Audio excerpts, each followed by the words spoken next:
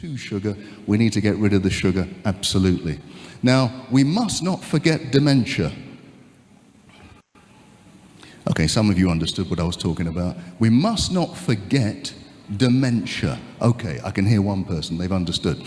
Right, dementia, for me, is now one of the most feared diseases around. When I was younger, a younger doctor, it used to be cancer. But now dementia, losing your memory, losing your personality, nobody wants that. It's a fearful thing.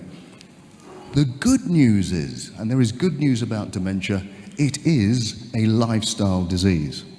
It is not random. Now, you may have seen studies to say, well, there's a genetic makeup. There is. There are genes for dementia. But there are people who have the gene for dementia who don't get dementia.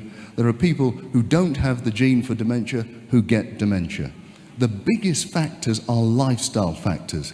So, for example, you will know that if you have high blood pressure, that's a risk for dementia. If you're obese, if you're diabetic, and the biggest risk is long periods of stress in your adult life. If you do not know how to manage stress in your adult life, that is the biggest risk factor for dementia. So we're going to need to know how to manage the stress. We're also going to have to change our lifestyle, make sure we have the right diet. There's been lots of studies done. On this continent, actually, there's been a Nigerian study which showed that the more berries you have in your diet, the less likely you are to have Alzheimer's. It's even more significant than that. They have showed that if you have dementia, early signs of dementia, you go onto a healthy diet, have lots of berries, you can reverse up to 90% of the symptoms. Now, maybe you've never heard that before. Because most people think, once I've got dementia, it's just a long road down to ruin. That's not true. If you are diagnosed and you change your lifestyle, you can reverse up to 90% of the symptoms of dementia. Talking about stress, we spoke a little bit about depression and anxiety and stress. What little signs can I give you to help? Well, remember what we said. There are triggers for depression. There are triggers for stress. And the big ones are debt, divorce, disease, and death.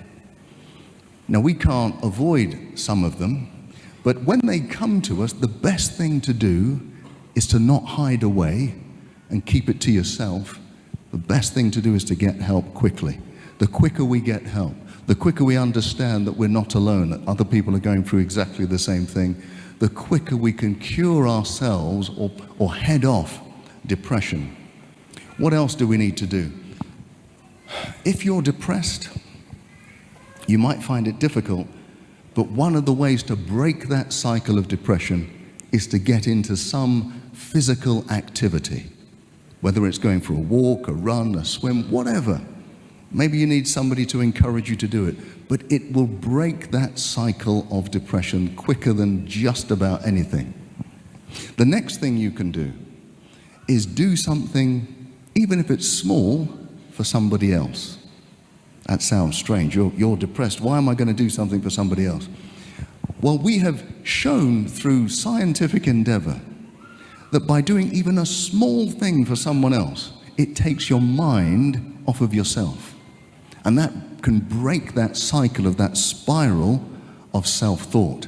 So the more you can do for somebody else, even if you don't feel like it, think of it as if you're doing something for yourself when you're doing something for somebody else. Being kind to somebody else is actually being kind to yourself. What else? I mean, we have to know how to heal from depression, and we've talked about it a lot. Forgiveness. The quicker we can start to forgive ourselves, forgive others, if you're able to do that, it is a quicker release from the grips of depression and stress.